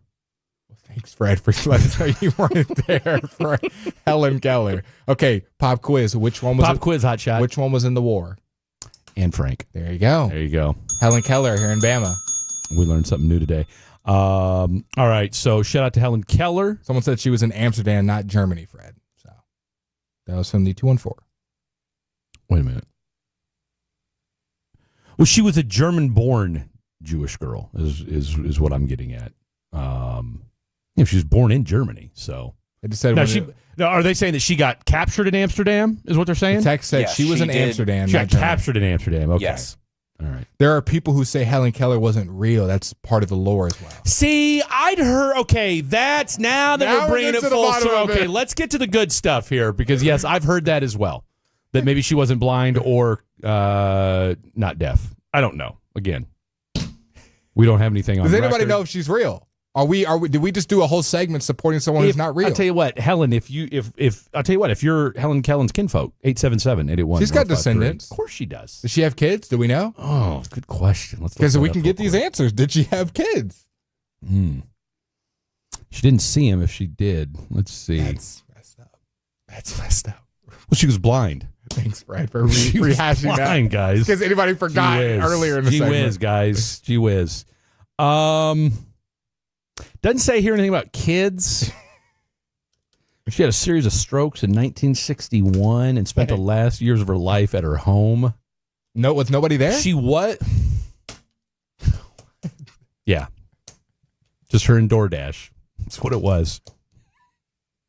In 1964, President Lyndon B. Johnson awarded her the Presidential Medal of Freedom. So there was somebody And then there. in 1965, she was elected to the National Women's Hall of Fame. Shout out to her. Got you down. Was CA there? CA and Broadus were there? However, CA is a 3-time Hall of Famer, so let's not get that confused. Keller devoted much of her later life to raising funds for the American Foundation for the Blind. She died in her sleep on June 1st, 1968, at her home in Easton, Connecticut, at the age of 87. No. Helen Keller was very much a real person. Why do you... You don't live 87 years old as a myth. Okay? Did anybody Helen say Keller they saw her? Was that dude. Okay? I can't say the other thing. Did anybody say that they saw her? Does she have any friends? She's got an entire Wikipedia. You know who saw her? Lyndon B. Johnson, when he put the Presidential Medal of Freedom around her head. Then why is this lore that she's not real grown so large? I don't know that she's not real. I wonder if it's because the speculation is that she was neither deaf or blind. There's literally Google images. I'm looking at them right now. Of her, right? Yeah. No, Helen Keller's very much a real person. Someone said don't say her name 3 times in the mirror. I mean, what is this? What is this, Candyman? I mean, what are we doing here, people? What is this, Lord of the Children of the Corn? Come on, man. Don't say your name. Yeah, this is a Bloody Mary. Come on. Helen Keller, 0 DWIs. I mean, I would argue probably 0 driver's licenses either. So, I mean, let's call it what it is. 0 driver's licenses, 1 Presidential Medal of Freedom. That trumps everything. So she's real, and we're putting her. Is she in our top 5 women of all time? Definitely top 5 blind women of all time. You got 4 others to put on the list? Don't say Anne. Tune in next week. Mary Magdalene. Oh, that's a good one. That's a good one. Do we know anybody in sports that was blind? I mean, I'm sure there's some Paralympians that have been, but as far as like pop culture, like people that we know, probably not. Someone said Stevie Wonder. A lot of people think he can see too. So is that why do we? That's a popular. As a matter of fact, shout out to our boy Carter Freeman, who also is a staunch advocate that Stevie Wonder is not blind. Why do we do this to blind people? Well, Stevie Wonder, like, there's been documented stuff where, like, he'll say things that, as a blind person, you're like, okay, there's no way. Did he say he liked, like, Carmelo Anthony's jump shot or something like that? There's that. I mean, he said something along those lines, and then, of course, I've heard different stuff as far as. Why do we do this to blind people, though? Well, who else are we doing it to? There you go. The 2 most famous blind people, Helen Keller and Stevie Wonder, were like, well, they're not really blind. Well, Stevie Wonder, that's like more of a Hollywood thing, right? Like, people have had instances where he's said things that you're like, okay, there's no way that you didn't see that, all right? Helen Keller, I think she's just a victim of just time passing, us getting bored. Like, we didn't have anything else to do, right? I mean, there was no fact checkers back then. Someone said Shaq, blind at the free throw line. Jay Cutler, blind at the quarterback spot. And then someone said there was a USC long snapper who was blind. He got his own feature piece during college game day. I feel like I remember that. I was going to say that sounds. I feel like that'd be the one position I feel like you could be blind, right? Long snapper, just get used to the motion and you just know what to do. Oh, absolutely. I would think right guard or left guard as long as you're not pulling. As long as you're not pulling. As long as you're not pulling, just forward. Fire off the ball. maybe D tackle.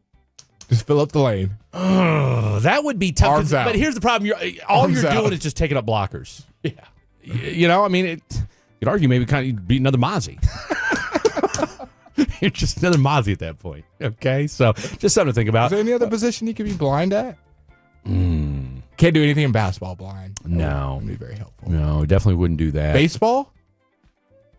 Maybe a left fielder when you got Paul Skeens on the bump, Tyler Malley on the bump. Dude, he gave up 3 home runs the other day. He did. No, you can't. No position in baseball. No. I would say ball boy, but not even then. Coming up next, final segment of the program. Don't go anywhere.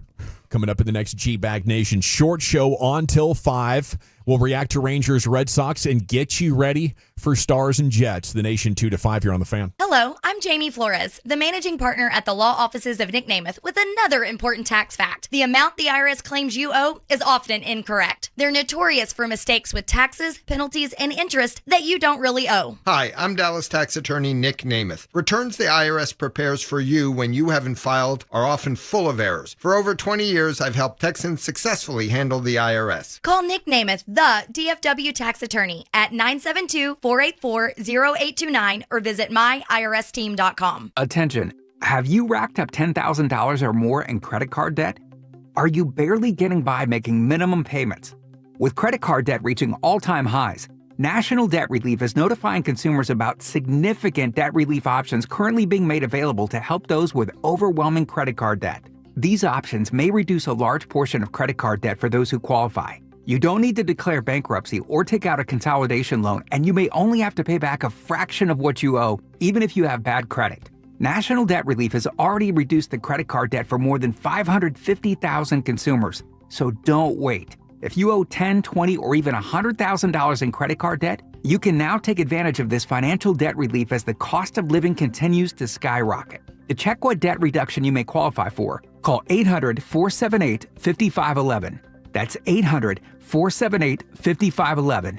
Once again, that's 800-478-5511. Lanny went to college and racked up huge debt. A little bit over $100,000. For a degree he couldn't use? Now what? I had a friend that went to my computer career. They even helped him get hired immediately after graduation. One of the things I love about IT is that you can work from anywhere you want. You could become an IT pro in just months, including cybersecurity and the basics of AI with zero experience at mycomputercareer.edu. It worked for me, and I know it can work for you. This is one student's experience. Individual results vary. Hello, it's Pete Thompson from the Consumer Team. You know, during the hot weather in Texas, nothing is more aggravating than being without your air conditioner and waiting for days, even weeks to get service. That's why we recommend the On-Time Experts. They'll be at your home same day, or the service and diagnostic fee is free. And their number one goal is to get you cool again quickly. They serviced the air conditioner at my home recently, and they really earned my trust. Go to theontimeexperts.com to set your appointment time today. theontimeexperts.com. Increase the look and value of your home or business by applying long-lasting Rhino Shield ceramic paint coating. Rhino Shield can be applied to brick, wood, stucco, metal, or virtually any exterior surface. It's backed by a 25-year transferable warranty. Right now, save 15% off the regular price.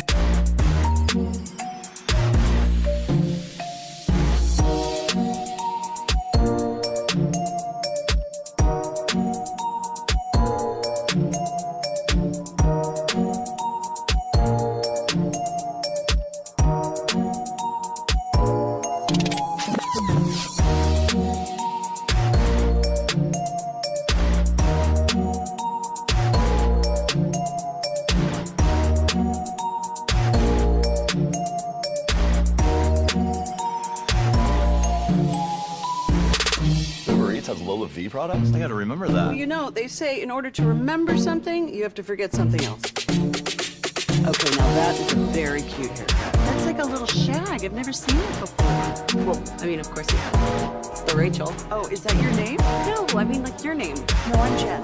My name's Jen. Right, but I just mean like this is your haircut. But that's hair on your head. I'm not saying this is your hair. Okay, freak me out a little bit.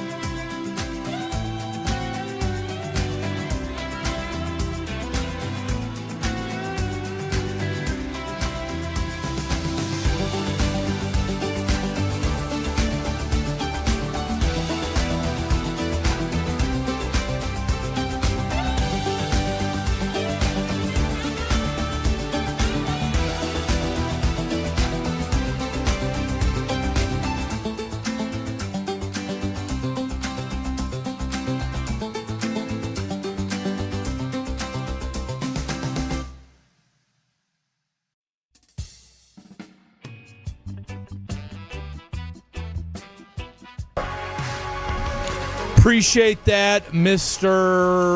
Ross Lubinsky. Also, let me know or just tell me over the air or text me or whatever the hard out. 53-41. Oh, you already gave it? Yep. Oh. Yep, 53-41. I was deep in Helen Keller research while... I've got questions about Helen's family, by the way. What'd you learn? I learned that maybe they didn't want her as happy as we thought. She found love with a newspaper reporter, and what was his name? John Fagan. That was Peter. Oh, was it Peter? That was You Peter. might be right. It was Peter. You might be right. Peter Fagan. Peter Fagan, and so her and Peter had secretly gotten engaged, and then when the family found out, rained on her parade. Yeah, Peter Fagan, and then forbade the marriage. It's not cool. I mean, come on, man. Are we denying Helen love? That's messed up. Well, she got denied love. So anyway, that's what we know from AI. So that's She never married anybody and just passed never away. married or had children, but the mark she left on the world was indelible. Indelible. That's a new one. That's it. So take that for what it's worth. Your Texas Rangers, ladies and gentlemen, with the big win today. Brett Boone, is the effect real? I don't know, but early indications are this looks like a different baseball team. Everybody in the starting lineup minus Josh Young got a hit today. You had several Rangers with multiple hits, including Adolis Garcia, probably the best he's looked at the plate this year. Because look, we know what he can do. We know he's El Bombi. We know he can hit home runs. We know he's great at walk-offs and all that kind of stuff. But he's got to get back into a rhythm. We need Adolis to get back into, because something that you've talked about time and time again, Blake, is, and I know, and CA and I talked about this on Sunday, is we know he's the emotional leader of the team, right? But when you're not hitting, as he hasn't been for the better part of the last year and a half, okay, I can't. Emotions or not, like, that's a problem. And you need someone to step up doesn't matter who's on the mound, you can guarantee probably 2 hits every game or a big hit. Like a guy who's going to consistently be that was Corey Seager for you last year. Like, it didn't really matter who was on the mound. You Really, felt it's been him this year too. Corey Seager, you're hoping it can continue to be him. Wyatt Langford, I think there was some he's going to be that guy where it doesn't matter who's on the mound, he's going to perform. So you're looking at Wyatt, you're looking at Corey to be your constants. And then when you get additions from a Jock or Jake or Josh Smith, you're like, oh, we're definitely going to win said game. So I'm just looking to see who's going to continue to be that leader. Like you said, it's been Corey, it's been Wyatt. I'm wondering if anybody else is going to step up in that third fiddle. It probably has been Josh Smith. If you think about a guy who's consistently, every time he's in the lineup producing, Josh Smith would probably be another name that I'm looking at. Jock Peterson, actually learning how to hit a baseball in the last week. That's been nice. I'm hoping that can continue. We know that Jake Berger's in AAA right now, handling some personal stuff, trying to get right back on the... We're speculating on that. Yeah. We know he wasn't playing well. Yeah. He wanted to go back there and reset. That was the team's terminology, not ours. So, again, we've kind of speculated that maybe... Funny story there is we're watching ESPN. The guy catches the ball, starts celebrating the ball. He loses the ball, and then another guy grabs it, but then hands it back. As the Yankees score how many in the seventh inning? It was 10, wasn't it? 10 runs. 23-0 when leading in the seventh inning. And the Yankees scored 10 runs in the seventh. Them and the Dodgers are the only teams that'll just put up double digits in an inning, and it just doesn't surprise you. By the way, the Astros lost today. So with the Astros loss and the Rangers win, now the the Mariners and Athletics. By the way, this is how jankety the Athletics are. When you go to the website, the ESPN.com, and just look at standings, you know how it says everybody, Houston Astros, Texas Rangers, Seattle Mariners, A's, Athletics. That's all it says. But that game is in the... So Seattle and the Athletics, they are at it's top of the ninth. When Shohei hits it literally launches. No, that guy's not from this world. Seattle's up 5-3 right now in the top of the ninth inning. So we'll keep you posted on that if that game ends before we get off the air. But as of right now, your Texas Rangers are sitting third in the AL West. Okay, out of 5. And so if the Mariners hold on to win this game, they So will we're be, out of fourth. Like we're out of fourth place. yeah, you're exactly right, sir. Because with the Rangers win and the Astros loss today, they are now 18-18. The Rangers back at 500 after, what am I trying to say Don't here? tell me the Mariners beat the Dodgers. Yep, they did. No, that's the Marlins. Marlins. My friend. That's the Marlins. But they salvaged, is what I was trying to say. They salvaged the sweep against the Mariners, and then, of course, they get the big win today against the Boston Red Sox. So your Texas Rangers have now won 2 straight. And, of course, the million-dollar question moving forward is, what's tomorrow going to look like? Tyler Mally's not going to give up any more than a run or two. Well, you'd like to think not, right? Look at Josh Smith not knowing where the ball is. It's in your glove. You'd like to think not, and you got Tyler Malley on the bump tomorrow against Tanner Hawk. Tyler Malley is 3-1 on the year. He's got a 1.19 ERA. You guys already know he's been absolutely dominant so far. A .98 WHIP.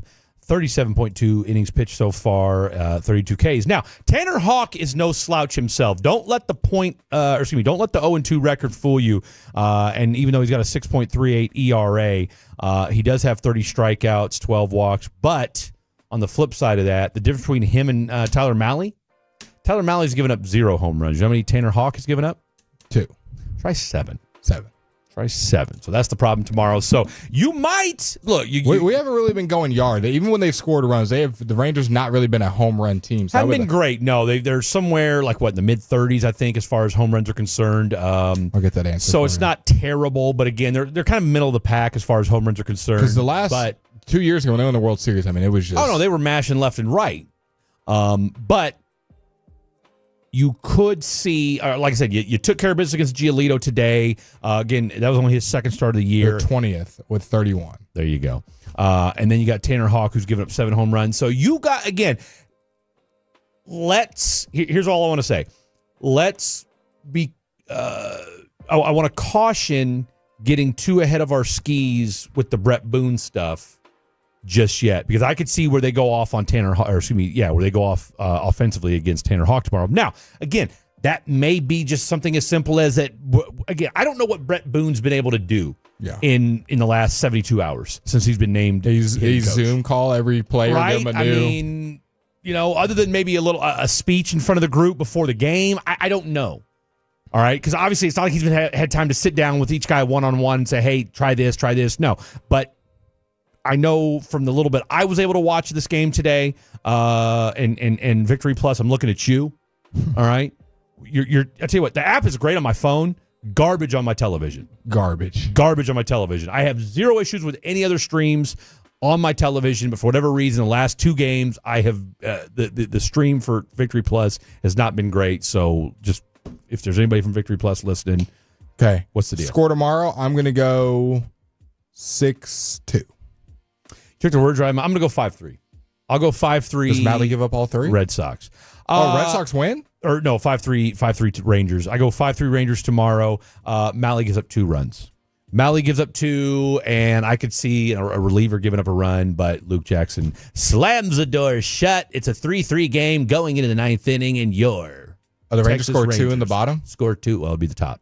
Yeah. And then Luke Jackson comes in and slams the door shut. I think Malley gives up 1. A reliever gives up another. Yeah. Rangers put it on early. I like 6-2. I like it. All right, so you've got a 6-2 score. I'm saying 5-3. And we got Stars game. Ross, you're on tomorrow, aren't you? With us? I am, yeah. What's your score? What's your score? Ooh, I like the run differential, but I'm going to say like a little bit less, maybe 4-2. 4-2. We're all Rangers. We're all Rangers here. And we got to get our Stars predictions in. All Rangers. Ooh. I'm going to go Stars 3-2. Game 1. That's such a good prediction. I'm going to go. I think it's low scoring. I don't see it being high. We got like 20 seconds. I know we do. I'm going to say Winnipeg wins tomorrow. Okay. I'm going to say Winnipeg wins tomorrow 2-1. Okay. Ross, before we get out of here? 4-3 Winnipeg. Okay. So we're on the Winnipeg. 3-2 Stars. All right. No, look, and I hope I'm wrong. Because it makes us feel a lot better if we are. Everybody, good night. God bless. We'll see you tomorrow. Fan After Dark means wheels off.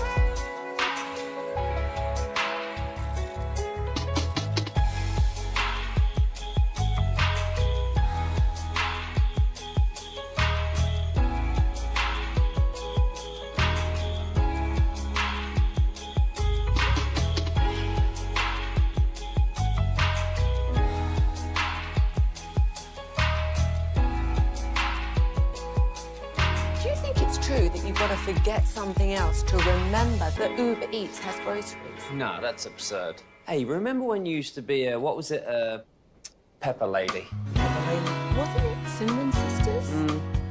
Basil Babes. Saffron Squad? Nutmeg Maidens? Pre-curb? No. Nutmeg Maidens. I just said that. Was it Spice Girls? Doesn't sound right. Was it Saffron Squad?